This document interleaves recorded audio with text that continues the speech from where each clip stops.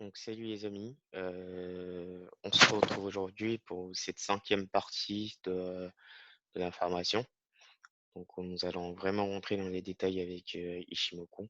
Donc pour rappel, on a parlé déjà des acteurs du marché et de leurs différents rôles et pourquoi les cours fluctuent en fait, enfin, quand on a un graphique boursier devant nous.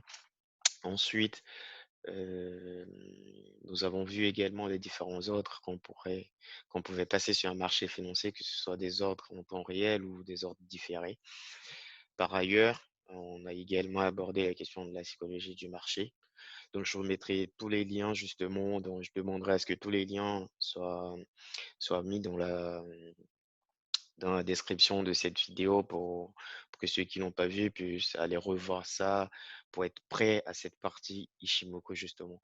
Et en quatrième partie, nous avions vu justement ce qu'on pourrait appeler la gestion de risque en trading.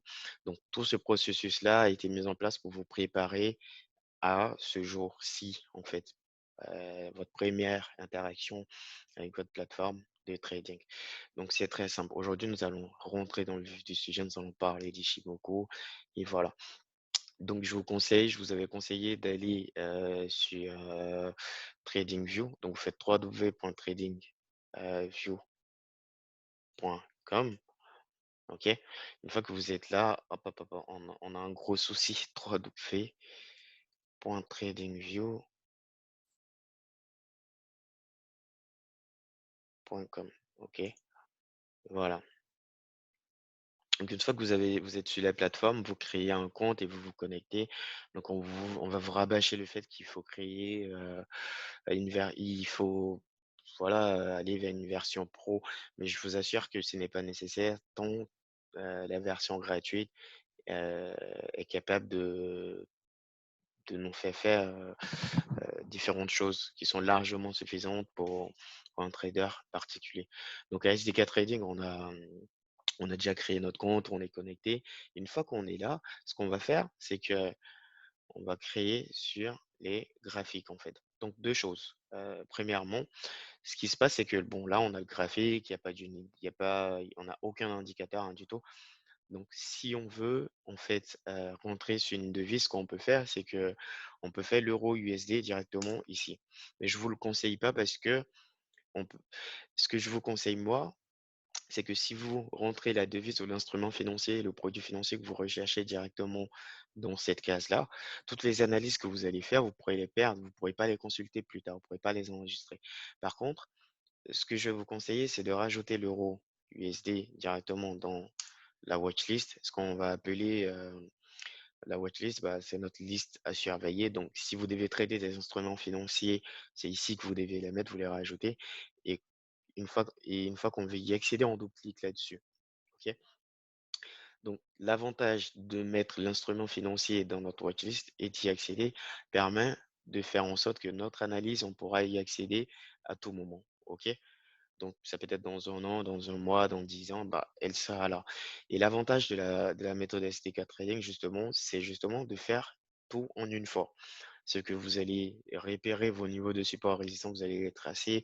Vraiment, vous allez mailler, en fait, votre instrument financier et attendre le bon moment pour trader. Et c'est exactement ce que va vous permettre de faire Ishimoku. Maintenant, une fois que j'ai rentré l'instrument financier, admettons, c'est l'euro USD, je peux rentrer l'or par rapport au dollar également, ici. Donc, on a bien pris FXCM, voilà, forex.com. Donc, l'or est là, je double-clique là-dessus, donc aucun indicateur. Donc, si je veux rajouter un indicateur, je vais dans la fonction indicateur et stratégie et il suffit juste de taper Ishimoku Basic Strategy et là, c'est bon. Donc, j'ai bien Ishimoku qui est sur mon graphique. OK? Donc, je peux double-cliquer là-dessus pour rendre les paramètres un peu plus crédibles. Donc, vous pouvez d'habitude, je mets la Tenkan en rouge, la Kijun, je la mets en bleu. Je mets la Kijun en bleu, la Chikou, je la mets en noir, OK. La SSA, je la mets en vert. Bon, elle est déjà en vert, donc je vais juste modifier la SSB, Je la mets en violet, voilà et voilà. Donc le nuage, voilà, il est là le nuage. Quand la SSA est supérieure à la SSB et quand la SSB est en dessous, la SSB est supérieure à la SSA. Voilà, donc on est d'accord. Donc voilà notre paramétrage Ishimoku sur les cours de l'or comme ça a été donné dans les différents articles. OK? Donc donc voilà, Ishimoku, donc là, on a la Shiku, on a la SSB, la SSA, la la Kijun, la Tenkan, la Shiku, voilà, tout y est, OK? Donc il faut pas changer, en fait, les réglages Ishimoku. Vous voyez bien que c'est 9-26-52 et ça correspond vraiment à, à notre timing aujourd'hui. Ce que vous pouvez faire également, c'est changer, comment on dit? La durée des bougies japonaises. Donc si vous voyez bien que en fait, ici, W, c'est durer une semaine. Ça veut dire qu'une bougie japonaise ici représente une semaine de trading. OK? Donc je peux bien me mettre sur un graphique journalier. Donc chaque bougie va représenter, hem, comment vous dire? Chaque bougie va représenter, heu, une journée de trading. Bon, je repars sur le graphique, weekly, donc de la semaine. Donc on a rajouté Ishimoku, au prix. Donc pour refaire un peu d'histoire, j'ai envie de vous dire qu'Ishimoku a été inventé par un journaliste japonais dans les années 60, donc Goichi Osada, je ne sais pas si je prononce bien son nom. Et en fait, lui, ce qui l'intéressait dans les années 60, c'était de pouvoir prédire l'évolution du cours du riz sur le marché japonais. Donc il a mobilisé un groupe de 20 étudiants et lui-même en tant que journaliste, ils ont fait des statistiques et ça a duré un peu plus de 20 ans d'études. OK? Donc dans les années 80, ils ont sorti, Ishimoku avec les différentes constituantes et voilà. Et donc Ishimoku, on le connaîtra, en Europe que finalement vers les années, 90 en fait. Sauf que même aujourd'hui en 2020, il est très mal connu, hein. Il est très peu maîtrisé, donc les gens ils savent pas vraiment ce que c'est. Donc Ishimoku, clairement, qu'est-ce qu'il va vous permettre de faire? Bah, c'est justement de déterminer des niveaux de support, des résistances, de déterminer des niveaux clés du marché, des points d'entrée et de sortie vraiment fiables. Il vous dira exactement à quel moment il faut rentrer sur le marché et à quel moment il faut en ressortir. Voilà, en tout cas dans des conditions normales de marché, pas d'annonce économique, pas de crise. C'est vraiment l'outil qu'il vous faut et donc les tests ont duré même 20 ans, 30 ans. Il y a et la théorie d'un nombre ont été incorporés pour savoir les réglages. Donc les tests sont formels. Tous ceux qui l'ont utilisé sont formels. Ishimoku se suffit à lui-même. Donc quand on voit aujourd'hui les gens qui vont coupler Ishimoku au retracement de Fibonacci, faut savoir que les retracements de Fibonacci font déjà partie de la, de la définition de Ishimoku. Déjà, on le verra pourquoi tout à l'heure. Donc si vous n'avez pas lu l'article, je vous mettrai l'article en fait concernant Ishimoku dans la description. L'article et les retracements de Fibonacci font partie intégrante du système Ishimoku. OK? Donc très bien, vous pourrez détecter la direction de la tendance et la force et puis voilà. Donc voilà, quand je prends par exemple l'évolution de l'or, qu'est-ce que je constate? C'est que je ne p dans ce genre de contexte, il est très, sans même faire d'analyse fondamentale, il est très dangereux de rechercher des positions de vente sur l'or. C'est ce que me dit Ishimoku et maintenant si on essaie de coupler ça à ce qui se passe en fait en ce moment. Donc il y a les investisseurs, enfin qui tout le monde a un peu tous les marchés sont affolés en ce moment. Donc tous les investisseurs en fait fondamentalement tous les investisseurs se cachent derrière l'or. C'est la valeur refuge en fait. Donc voilà pourquoi l'or, en l'espace d'un mois d'apparition du virus en Europe, est passé clairement à gagner, je sais pas, après des proportions mais énormes en fait. OK? Donc f vous voyez comment, à travers Ishimoku, une bonne maîtrise d'Ishimoku, heu, de l'interprétation de ces différents éléments, on a vraiment, en quelque sorte, pas besoin d'analyse fondamentale. Parce que moi, en maîtrisant Ishimoku, quand j'arrive là, je me dis: «C'est bête, en fait, de rechercher des positions de vente sur l'or aujourd'hui».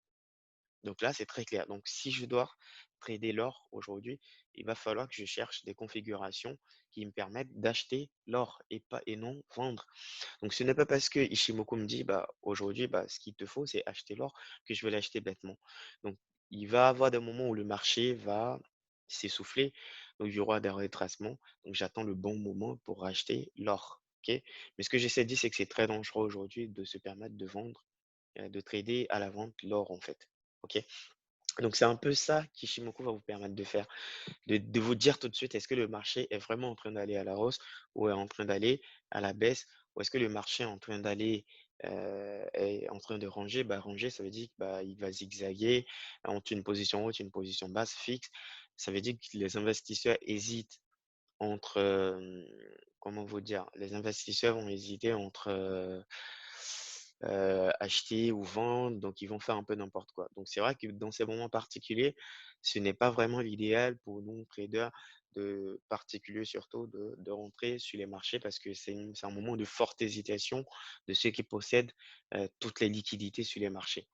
Donc nous, Ishimoku nous donne toutes les informations et clairement, il n'y a plus qu'à savoir quelles sont les configurations de toutes ces composantes pour pouvoir acheter ou vendre un actif financier. Par ailleurs, ce qu'il faut dire également, c'est que Ishimoku, c'est en tout.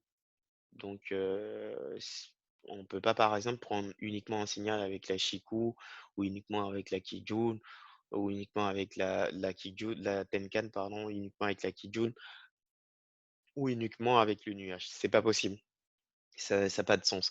Donc il y a des gens également, nous le verrons dans la dernière partie, on va trader, voir comment on trade efficacement avec Ishimoku.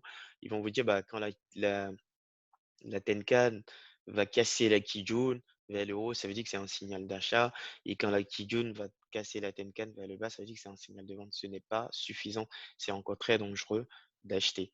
Donc rappelez-vous, la gestion de risque, en fait, c'est capital. C'est ce qui vous permet de protéger votre capital.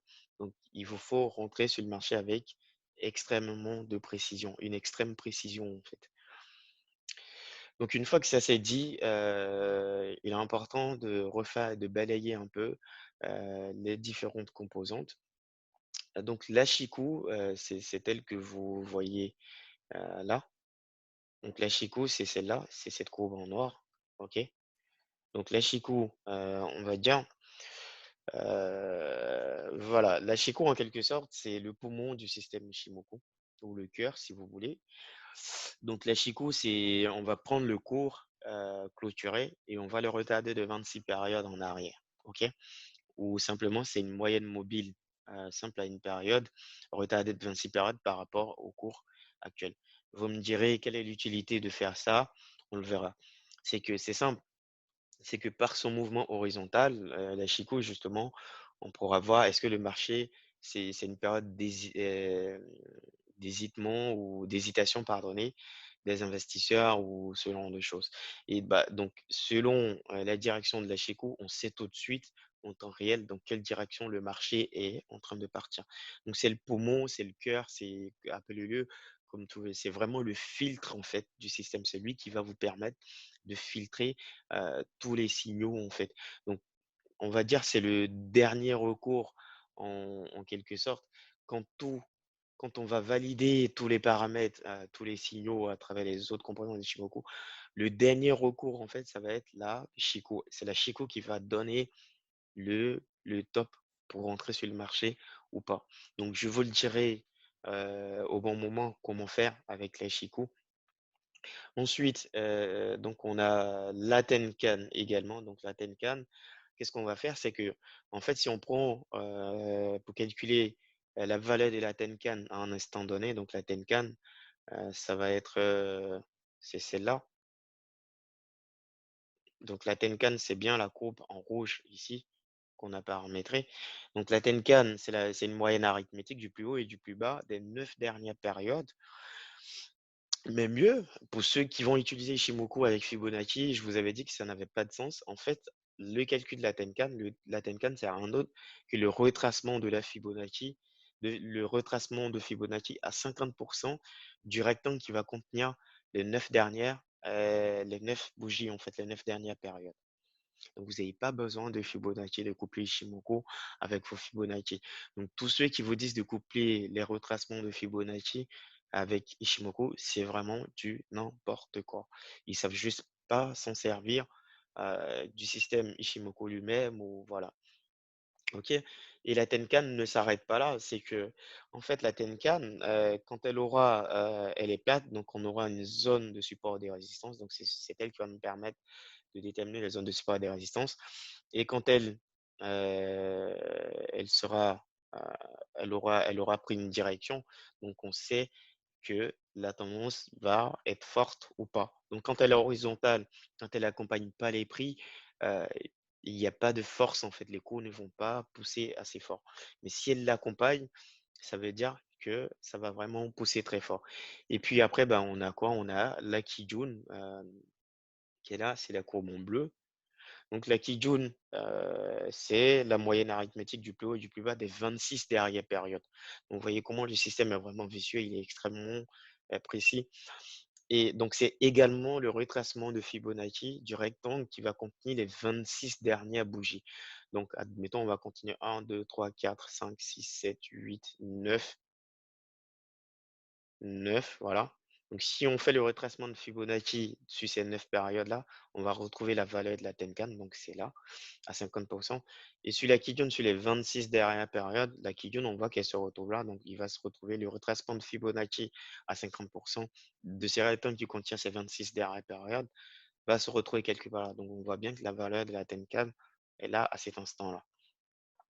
Donc, il va nous permettre également de déterminer, comment des zones de support et des résistances et la force de la tendance. Donc, vous voyez bien, en fait, quand la Tenkan va accompagner les prix, donc les cours vont continuer dans la tendance, mais à partir du moment et vous voyez bien que la Kijun accompagne, donc la tendance continue, mais on est dans une période d'hésitation parce que la Kijun a relâché la Tenkan, donc elle est restée plate, en fait. Donc vous voyez bien qu'on a un moment d'hésitation et puis, bah, une fois la Tenkan recolle au prix, donc on voit que ça redécolle et on voit bien que la Kijun est venue supporter pour accompagner. Est-ce que vous avez bien compris? Et pour ceux qui nous disent: «Ouais, mais quand, les coups cassent en fait la Tenkan ou la Kijun, c'est un signal de vente». Bon, soit, mais on voit bien qu'ici, par exemple, on a bien cassé certes, mais on est resté à l'achat. Donc voilà, la Tenkan, donc la Kijun est à la Tenkan, ce que la Tenkan est au prix. Et on a toujours le poumon, le cœur qui a besoin de respirer, voilà, voilà, retenez ces termes respiration parce que si on a validé tout ce qu'on veut avec l'ensemble du système Ishimoku et que le cœur ne respire pas, on ne pourra pas prendre ce signal-là. Donc il ne faudrait pas qu'il y ait d'obstacles ou ce genre de choses. Donc je vous dirai beaucoup plus en détail, comment fonctionner, prendre la dernière décision avec la Chico. Et puis en fin de compte, on a la SSA, la Senkuspan R, donc c'est la courbe en vert. Et donc en gros, ça va être la moyenne arithmétique de la Tenkan et de la Kijun actuelle projetée des 26 projetée de 26 périodes en avant. Donc on va prendre la moyenne de la Tenkan et de la Kijun et on va la projeter 26 périodes en avant. OK? Donc on va former ce qu'on appelle la SSA et quand elle est plate ou quand elle forme un angle, ça représente un niveau de support et des résistances assez, extrêmement puissant. OK? Et de même, on va faire la même chose pour la SSB. OK? La SSB, qu'est-ce qu'elle va représenter? Bah, c'est une moyenne arithmétique et du plus haut et du plus bas des 52 dernières périodes projetées 26 périodes en avant. Voilà, donc quand elle est plate également, on aura une zone de support et des résistances et puis voilà. Et donc grosso modo, c'est le seul système de trading qui vous permet potentiellement de savoir 26 périodes en à l'avance, potentiellement, qu'est-ce que pourrait devenir le marché. Donc il y a aucun indicateur au jour d'aujourd'hui qui est capable de vous le dire. Donc évidemment, avec un certain nombre de manipulations, de voilà, de précautions, on est capable de faire, pas mal de choses avec. Donc le nuage, donc quand la SSA va être au-dessus de la SSB, ça veut dire que le signal, la tendance est fortement haussière et quand la SSB va être au-dessus de la SSA, c'est que la tendance est potentiellement baissière, en fait, OK? Donc on a bien le nuage, en fait, quand il est vert, ça veut dire qu'on tente à aller vers le haut, la hausse et quand elle est rouge, on tente à aller vers la baisse. Donc si vous maîtrisez, en fait, les différentes composantes d'Ishimoku assez rapidement, vous vous rendrez compte que en l'absence d'analyse fondamentale, en l'absence de tout ce qui peut perturber le marché dans des conditions normales de déroulement de l'économie du marché, vous pouvez même effectuer votre analyse fondamentale directement ici. Mais bien sûr, cela ne vous empêche pas de bien checker les news économiques souvent et puis voilà. Donc on a bien fait le tour.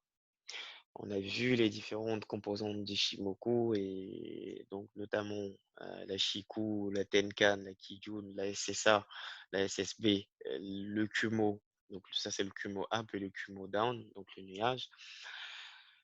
Voilà. Je pense que vous avez tout ce qu'il vous faut maintenant pour bien appréhender l'indicateur et voir à quel moment on verra bien à la prochaine fois comment bien trader avec cet indicateur. Et puis, je vous disais également qu'Ishimoku, il n'y a pas un indicateur qui pourrait vous permettre justement euh, de tracer avec précision les niveaux de support et de résistance. Vous voyez comment la SSA, la SSB ici est restée plate sur du weekly. Donc, je vais cliquer là et je vais l'agrandir un peu. Vous voyez ce niveau de support et de résistance. Euh, Ensuite, regardez ici. Donc, chaque fois que vous verrez la SSA, la SSB qui soit plate, bah, dites-vous que vous avez un niveau extrêmement puissant de niveau de support et de résistance. Pareil pour la Kijun ici, pour la Tenkan et même la Shiku, surtout quand elle fait un creux ici, on a un niveau très précis, très important de du support et de résistance. Donc, on voit bien que ça fait 2 semaines que les coûts n'arrivent pas à dépasser malgré tout l'acharnement qu'il y a sur le marché. Est-ce que vous voyez la précision? Regardez. Donc, on a peut-être dépassé, mais vous voyez bien que les investisseurs se sont ravivés assez rapidement avec un doji qui s'est formé là. Puis, bah, on n'arrive toujours pas à dépasser. Donc, je vous disais tantôt qu'on recherchait les positions d'achat, mais on voit bien que ça fait quelques semaines qu'on n'arrive pas à dépasser celui-là. Donc, potentiellement, une bonne décision d'achat de l'or en ce moment serait d'attendre que les investisseurs, euh, enfin, les coûts traversent en fait ce niveau-là. Qu'est-ce que ça veut dire? Si on n'arrive pas à dépasser ça, ça veut dire que fondamentalement, même si on n'a pas fait d'économie, que fondamentalement, c'est un niveau psychologique important pour les économistes, pour les financiers sur le marché et qu'ils n'arrivent pas à dépasser. Donc, si ceux qui ont fait des études de finance ou qui sont dans la finance n'arrivent pas à dépasser un niveau psychologique, pourquoi je prendrais le risque, en fait, moi particulier, d'investir, en fait, d'acheter alors qu'on n'arrive pas à dépasser ce niveau-là? Donc, est-ce que vous comprenez un peu où je veux en venir, en fait, avec tous ces indicateurs? Voilà. Et voilà, on a dit qu'il faut que, pour que ça pousse, il faut que la Tenkan, la Kijun, accompagne les prix. Mais vous voyez que cette période d'hésitation également est en train de s'installer aussi parce que, bah, voilà, quelque part aussi, les autres composants de l'Ishimoku n'accompagnent pas, heu, les cours en fait, quelque part. Donc il est très intéressant à la fois et puis, bah, donc on est au mois de mai, mais Ishimoku vous dit potentiellement que jusqu'au mois de novembre, jusqu'à la fin de l'année, l'or continuera en fait à monter. Donc évidemment, le nuage est en train d'avoir un mouvement horizontal. Donc ça veut dire on est dans une petite phase d'hésitation. Et quand ça repartira à la hausse, le nuage va se réorienter. euh, Quand ça repartira à la hausse, le nuage, en fait, ne vous inquiétez pas, va bien se réorienter en fait à la hausse. Et s'il repart à la baisse, le nuage se réorientera en fait justement ici vers la baisse. pardon, vers la baisse, OK? Donc vous devez vraiment extrêmement faire attention à tout ça. Mais pour l'instant, on est vraiment dans une phase d'hésitation parce que on a tellement poussé les cours on a tellement acheté l'or massivement en ce moment, vu la situation du coronavirus, que bon, on est en train de dire, bah, on attend de voir, est-ce que la situation va s'empirer ou pas, voilà. Bah, donc s'il y a des nouvelles qui ne sont pas bonnes, comme quoi la situation économique mondiale va s'empirer, le PIB qui s'effondre et tout ça, bah, on va continuer d'acheter massivement l'or et ça, c'est une excellente occasion pour les traders de de flairer ces opportunités. Mais clairement, ce niveau-là, psychologique, bah, il est extrêmement important. Donc l'objectif de la vidéo d'aujourd'hui, c'était de vous présenter un peu Ishimoku, vous parler de ses composantes, son intérêt et et puis voilà. Et puis, je vous parlais également des niveaux de support résistant. Vous voyez, on a dit que quand ces composantes sont plates, ça représente un niveau majeur de support et de résistance. Mais regardez, faites attention à ce niveau-là, par exemple. Je vais changer sa couleur et on va voir ce qui s'est passé dans le passé, quand bien même on est en train de parler d'aujourd'hui. Mais regardez ce qui s'est passé en 2018. Là, j'ai tracé un niveau psychologique. C'est-à-dire qu'en 2018, on a repéré un niveau d'Ishimoku, enfin des paramètres d'Ishimoku là, ici, en mai, aujourd'hui, qu'on a tracé parce qu'il est plat. Mais pourquoi? Qu'est-ce que ça représente dans le passé? Regardez, on voit bien que de juillet 2016, OK? De juillet 2016 jusqu'à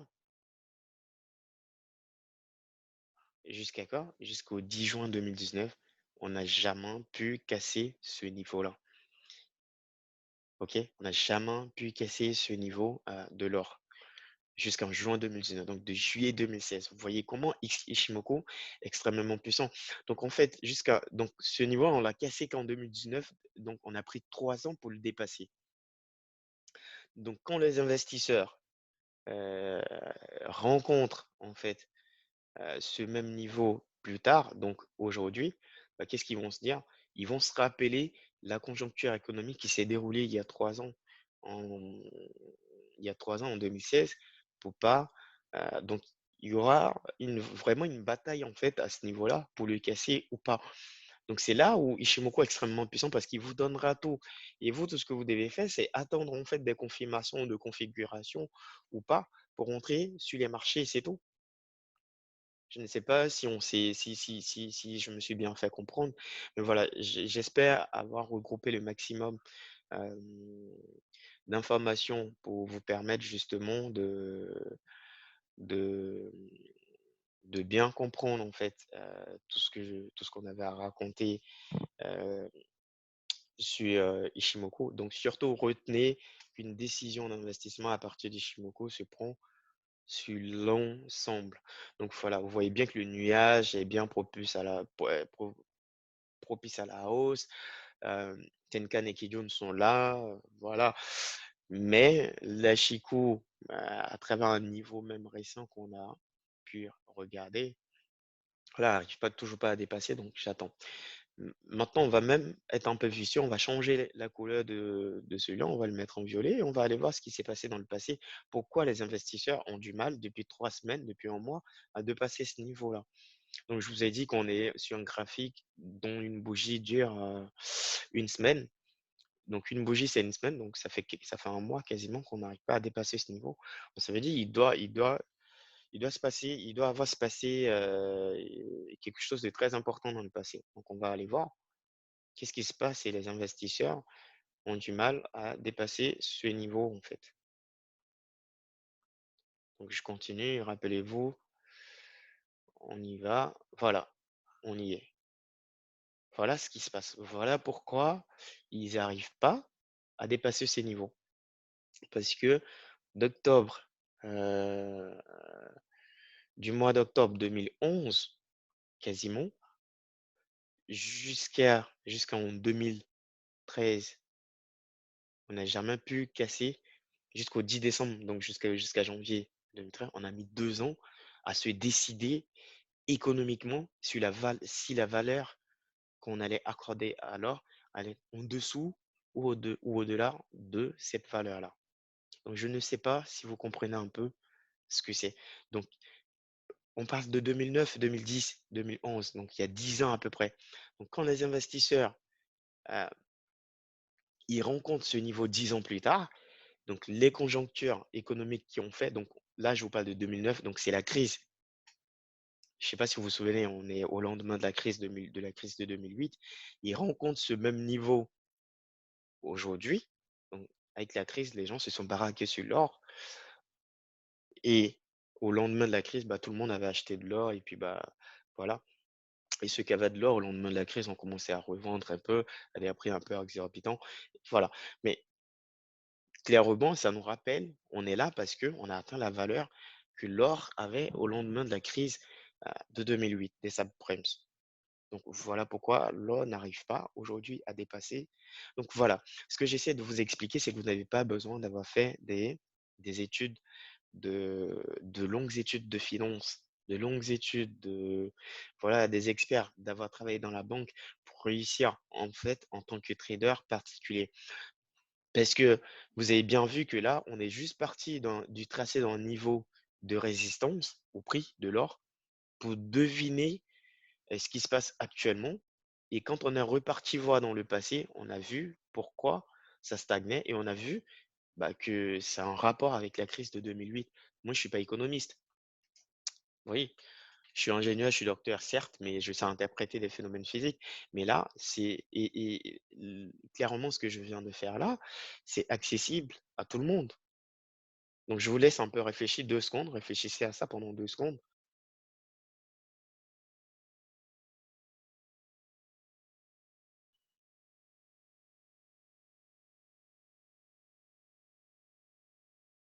Voilà. Donc, j'ai juste tracé un niveau de résistance ici et j'ai vu qu'il y a 4 bougies qui arrivent toujours pas à dépasser. Et donc, j'ai changé la couleur. Je me suis dit, bah tiens, c'est bizarre, c'est la crise, tout le monde essaie tout le monde essaie de, comment on veut dire? Tiens, c'est bizarre, tout le monde essaie justement, tout le monde essaie justement d'acheter de l'or, mais pourquoi on n'arrive pas à dépasser ce niveau? Ah bah tiens, on retourne en arrière, quelques années en arrière et puis, bah, on se rend compte que quoi? Ah bah tiens, voilà, c'est au lendemain de la crise de 2008. Voilà,